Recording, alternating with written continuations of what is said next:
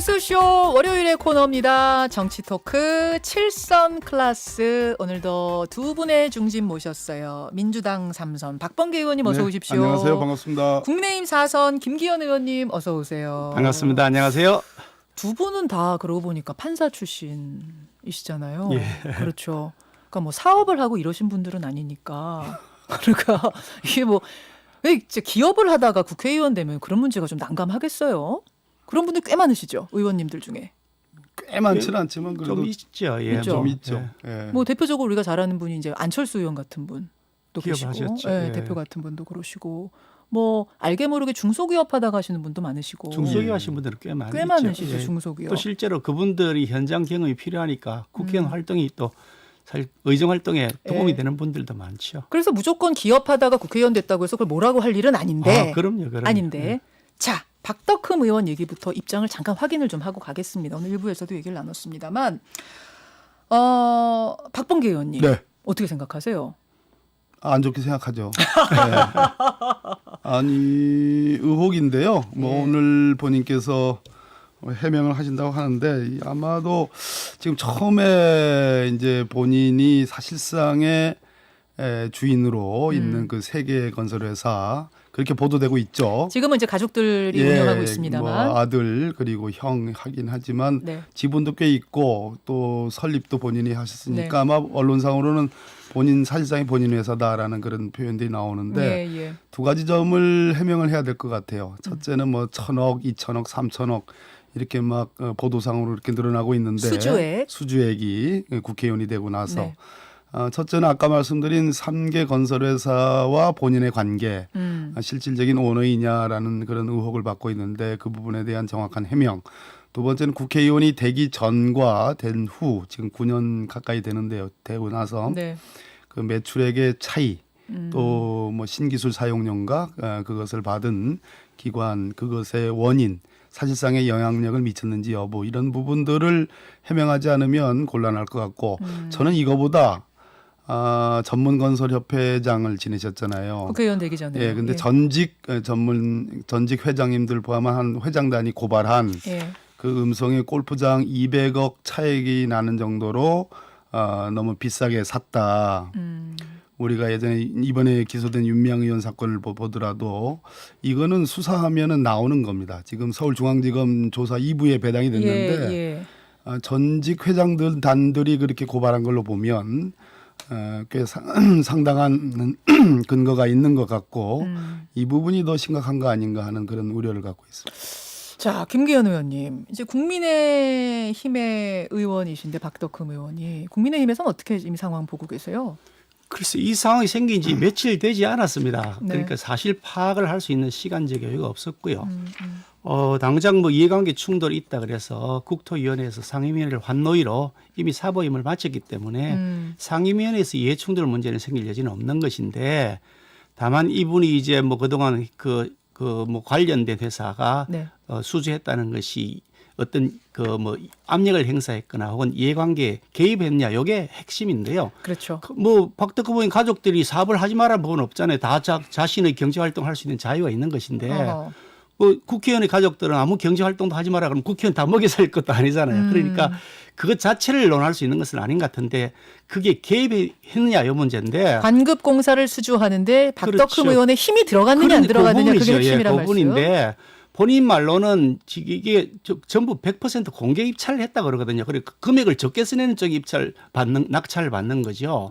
만약 그게 사실이라 그러면 그 금액 쓰내는데 무슨 압력이라는 게 있을 수가 없잖아요. 적게 쓰내는 쪽이 이기게 돼 있는 거니까. 그런 해명도 본인이 하겠다고 하는 것이고 또 본인은 주식을 전부 백지 신탁을 했다고 하거든요. 근데 안 팔렸대요. 그 팔리고 안 팔리고는 본인이 팔으라 하는 게 아니고 어. 그 신탁을 받은 수탁 회사에서 파는 겁니다. 농협에서 파는 네, 거죠. 네. 그리고 팔고 말고를 본인에게 물어보지도 않습니다. 본인에게 물어보면 안 되게 돼 있습니다. 팔도록 돼 있고 팔았는지 안 팔았는지 정보의 공개도 서로 간에 주지 못하도록 돼 있기 때문에 본인은 신탁해 놓고 나면 거기에 따라 처리하는 것이지 예, 법상 그게 개입하지 못하도록 그렇게 되어 있습니다. 그래요? 그러니까 그 부분에 대해서 뭐 더 소명이 좀 필요할 안 것 같기도 해요. 팔렸어도 문제는 근데 없다는 말씀이시죠. 그 부분에 대한 소명은 좀 필요할 것 같긴 해요. 뭐 저도 사실관계를 잘 모르니까. 예. 본인 말로는 지금 언론에 보도된 내용을 보니까 오히려 국회의원 되기 전에 매출이 더 높았다. 뭐 이렇게 얘기를 한다는데 그렇게 그것도 해명하고 사실인지도 있거든요. 확인해 봐야 될 것 같고요. 네. 그 중에 또 뭐 서울시 산하기관에서 이렇게 공사를 발주받았다는 것이 있는데 네. 그럼 박은수 시장이 그러면 압력받아서 박덕금 의원 압력받아서 줬다는 말이냐 이런 얘기도 성립될 수 있어서 사실관계가 명확하지 않습니다. 그러니까 오늘 오후에 본인이 입장을 밝히겠다 소명 자료를 내겠다고 하니까 예. 그걸 보고서 사실관계를 확정 지어놓고 논의를 해야 될 사안인데 이게 며칠 사이에 갑자기 무슨 신도 아니고 어느 날 갑자기 뭐 너 진실이 뭐라 이렇게 파악할 수가 있겠습니까? 그래서 지금 국민의힘에서는 왜 갑자기 갑툭튀처럼 이 의혹이 나왔느냐, 이건 뭐 물타기냐 이런 얘기를 그래서 하시는 그래서 거예요? 하는 거죠. 추미애 논란, 윤미향 논란, 김홍글 논란, 이상직 논란이 지금 심각해져 있지 않습니까? 그래서 지지도 떨어지고 있고요.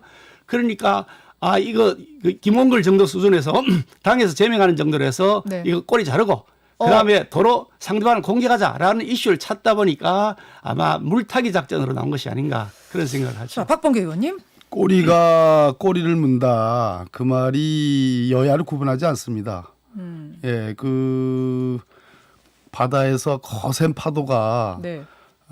밀물처럼 밀려오는데 이 해안가 저 해안가 가리겠어요? 그렇지 않아요. 그러니까 자제에 잘 됐다라는 생각도 듭니다. 그러니까 우리 어허. 그 참여연대 안진걸 소장이라고 아주 유명하신 분 계시잖아요. 조금 전에 왔다 지금- 가셨어요. 그러셨군요. 네, 인터뷰하고 가셨어요. 틀림없네요. 그러니까 그분 말씀처럼 이참에 공적 지위를 갖고 사적 이익을 추구하는 소위 이제 공직자윤리법이 금지하는 예. 이해충돌 방지 조항인데 그런 뭐 예를 들어서 부동산이라든지 또는 지금 사업과 관련된 사업체와 관련된 거라든지 뭐 등등의 이해충돌 소지들이 많은 영역이 있습니다. 네. 여야를 가리지 않아요. 지금 추미애 장관 그 부분에 대해서 저는 철저한 조사가 필요하다는 생각이 들고 국민 여론도 그걸 원할 겁니다. 추미애 장관께는 그렇게도 참 오늘까지도 지금 그런 상황인데 자기 지금 박덕흠 의원 문제 나오니까 왜 그 부분은 들어보고 얘기를 하자. 이렇게 얘기하는 건 좀 곤란하죠. 예, 그거는 내로남불에 대해서는 안 되죠. 그러니까 물타기냐 내로남불이냐 지금 예, 두 분의 보는 시각이. 꼬리에 꼬리를 물게 돼 있다. 그래서 이거는 거센 국민적인 제대로 깨끗해져라라는 그런 바람입니다. 아니 박범계 의원이 그 말씀 하시니까 갑자기 생각났는데 이 기회에 이해 충돌의 개연성이 조금이라도 있는 뭐 경우에 의원이 없는지 전수조사 같은 거 한번 하면 안 돼요? 뭐 그 부분도 좀 필요하다고 어떻게 생각합니다. 생각하세요? 뭐 저는 100% 전적으로 공감을 하는데요. 네. 지금 추미애 장관 말씀을 하시는데 추미애 장관 논란 된 지 벌써 여러 달 됐습니다. 그리고 그 증거들이 구체적인 사람의 증언을 통해서 나와 있는 것입니다. 또 오늘도 아침에 보니까 사진에 의해서 그 따님인가 뭐 저기 외국에 어디 가는 거 이런 것도 나와 있던데요. 이런 증거에서 뒷받침이 되고 있는 것이고 박덕흠 의원에 대해서는 며칠 전에 얘기가 나와서 아직 아무 증거도 없이 카드라는 얘기만 나와 있습니다. 그걸 가지고서 두 개를 평면 비교하는 것은 옳지가 않고요. 만약 그것이 조사를 해서 분명히 법적인 문제가 있다면 책임을 져야죠. 그 책임을 지우는 것에 대해서 누가 아니라 그러겠습니까? 그런데 아무런 근거도 없이 지금 이 시점에 무작정 물타기하는 것은 옳지 않다는 말씀을 드리는 것이고요.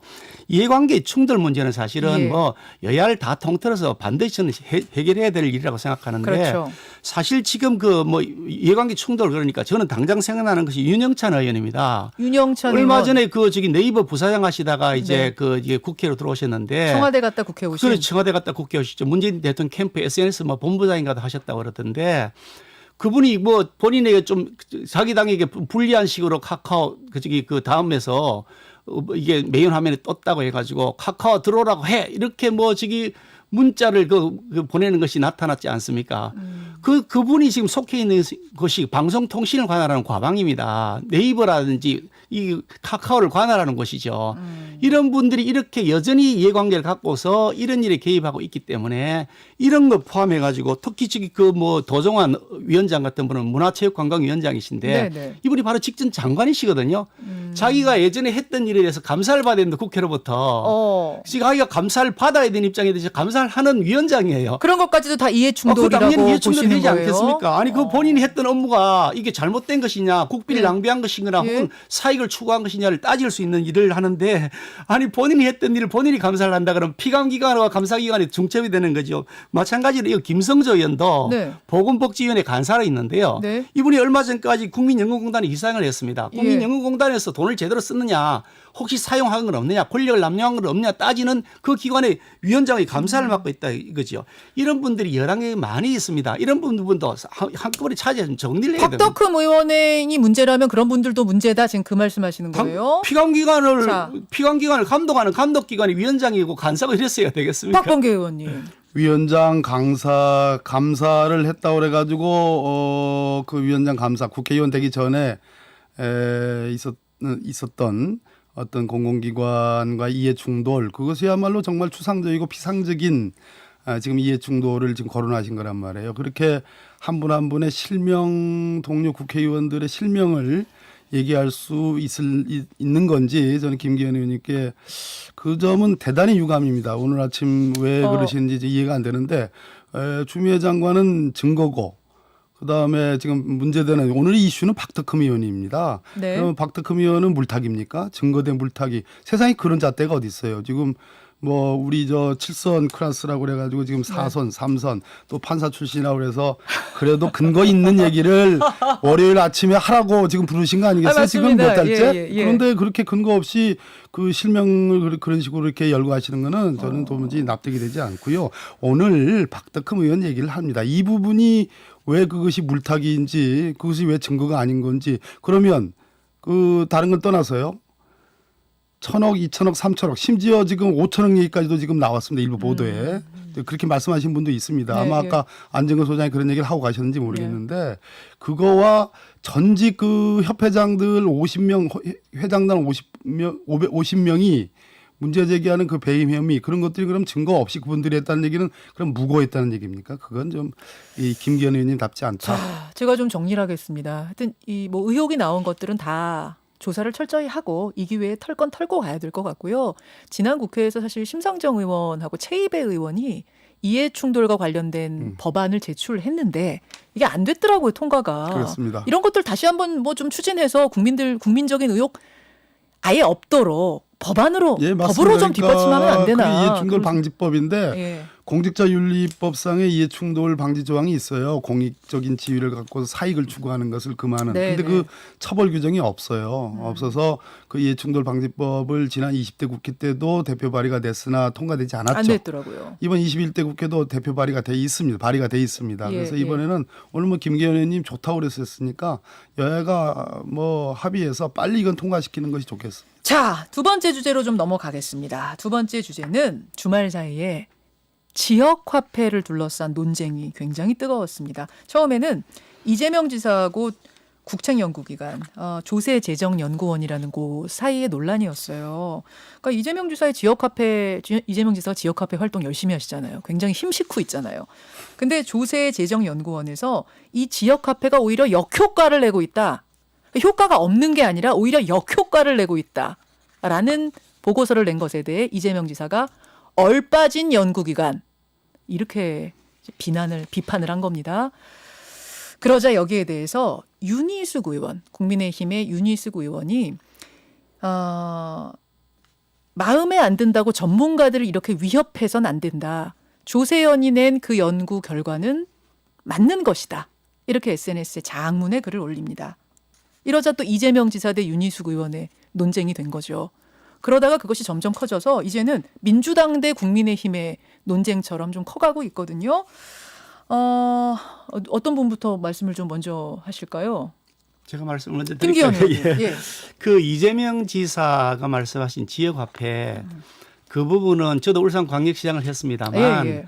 지방자치단체장을 맡고 있으면 굉장히 계속 유혹을 받습니다. 유혹이요? 왜 지역화폐를 많이 발행하고 싶은 유혹을 받죠. 어. 왜 그러냐니까 어떤 돈이 있으면 그 돈이 외부로 안 나가고 자기 지역 내에서 써지면 좋겠죠. 경기도 내에서 울산광역시 내에서 써지면 아무래도 지역 경제 활성화에 도움이 되겠죠. 그렇겠죠. 그러니까 어떤 돈을 칸막이를 해서 네. 울산 시내에 혹은 경기도 내에서만 사용하게 하자라는 형태로 지역 화폐를 하는 것이 분명히 이게 지자체 입장에서는 도움이 됩니다. 그런데 국가 전체적으로 보면 그러면 경기도에서만 쓰게 하면 경기도 도민들이 그 돈을 갖고 서울을 못 쓰고 아니 그리고 대전에 가서 못 쓴단 말이죠. 결국 전체적으로 보면 국가가 사용하는 총소비는 똑같은 것인데 칸막이만 치게 되고 그렇게 지역으로 한정하는 과정에서 비용이 발생합니다. 예. 뭐 사람을 사용해서 조사도 해야 되고 발행하는 데 비용이 들어가고요. 결국 그러니까 국가 전체적으로 보면 총량적으로 비용이 발생하는 것이지 효율이 떨어지는 것이다라고 하는 판단들이 있고 그것이 학자들 사이에 오랫동안 논쟁이 되어 왔습니다. 네, 이미 네. 국회 예산처에서도 이 부분이 부작용이 있다고 해서 여러 차례 그동안 지적을 해왔고 최근까지도 계속 지적을 해왔습니다. 국회 예산처에서요? 예, 그렇습니다. 국회 예산처 현재 국회의장 산하의 예산처에서도 지자체장들한테? 계속 아니 그러니까 지자체만의 문제가 아니고 아하. 국가 전체로 이게 지역화폐 발행이 계속 늘어나는 거죠. 지자체장 입장에서는 그게 아무래도 자기에게 도움이 되니까. 아. 그런데 국가 전체로 보면 이게 효율보다 비효율이 크다는 지적이 계속 있어 왔던 것인데 문제의 그 쟁점 부분은 이 부분입니다. 그것이 효용이 있고 없고 여부도 논쟁이 되지만 예. 그보다도 그걸 조세재정연구원에서 그런 보고서를 썼다고 해가지고 예. 도지사라고 하시는 분이 대권 주자라고 이렇게 일컬어지시는 예. 분이 거기에 대해서 아주 이게 그에 대해서 좀 험한 말씀을 하셨단 말이에요. 적폐라느니 얼빠진 기관이라는 말이니 엄중문책해야 된다느니 이분은 학자입니다. 정치인도 아닙니다. 그 연구하신 분은. 네, 네. 그 학자에 대해서 자신의 그런 연구 결과를 발표하는 걸 가지고서 이렇게 적폐몰이를 하면서 한다면 이게 어떻게 도지사로서 지도자로서 올바른 일이냐. 네, 그러니까 협량의 지도자다라는 평가를 받는 것이 이거는 협량한 지도자라는 얘기는 우리 얘기가 아니고 예. 법여권 내에서 나온 얘기 협량한 사람이라고요. 자, 그 지금 말씀은 두 가지를 지적하셨는데 지역 화폐가 효과 있느냐 없느냐는 뭐 논란이 있을 수 있다. 사람마다 다르게 볼 수 있다. 근데 그걸 발표한 정치인이 아닌 연구자를 지자체장이 공격한 것, 얼빠졌다라고 표현한 것, 이 부분이 더 큰 문제다 그 말씀이신 거예요? 예, 거기다가 엄중문책하라고 했단 말이죠. 학자의 어떤 자유를 적폐라 그러고. 억압한 것이다 이렇게. 그러면 보시는 이분이 거예요? 만약에 지도자가 되면 대통령이 네. 되면 옛날 분서경리와 같은 모습이 날 거다. 오. 자기 의견과 다른 학자가 발표만 하면 그냥 짓밟아 버릴 거 아니냐. 어허. 그래가지고 어떻게 나라가 생산적으로 앞으로 향해 나아갈 거냐는 고민을 자, 하는 지금 거죠. 박범계 의원님이 중간에 잠깐 웃으셨어요. 왜 그러셨어요? 아니, 분석경이가 오랜만에 그 분석이. 역사적인 스토리를 들어서 자, 두 가지로 좀 천천히 얘기해야 됩니다. 지금부터 두 가지로 얘기할 수 있는데요. 네. 일단 이재명 지사께서 대권 주자 맞죠? 네. 틀림없는 대권 주자고 유력한 대권 주자인데 확실히 이슈를 자기 중심적으로 이렇게 몰아가는 능력은 탁월한 것 같습니다. 다만 이렇게 그런 표현들 희대의 사기 집단이라고 지금 국민의힘을 표현했죠. 예, 그 부분은 예. 우리 김기현 의원님이 말씀 안 하신데 이재명 지사가 그렇게 표현했습니다. 조세재정연구원에 대한 그런 평가 그 얼빠진 표현이라든지 적폐 이런 표현 등등을 다 포함해서 굳이 이 경기도지사잖아요. 그러면은 이것을 정책 논쟁으로 가야 되는데 자칫하면 이제 정쟁으로 갈 수 있고 실제로 정쟁화하고 있습니다. 국민의힘 쪽이. 그것이 현직 지사인 이재명 지사에게는 꽤 부담이 될 겁니다. 그래서 그 부담을 너무 가볍게 생각하는 거 아닌가라는 그런 우려가 있습니다. 그래서 네. 왜 그렇게 하시는지 좀 저는 사실 충분히 이해하기는 좀 어려운 면이 있고요. 아하. 두 번째, 그러면 조세재정연구원이 말하는 지역화폐에 대한 폄하인데요.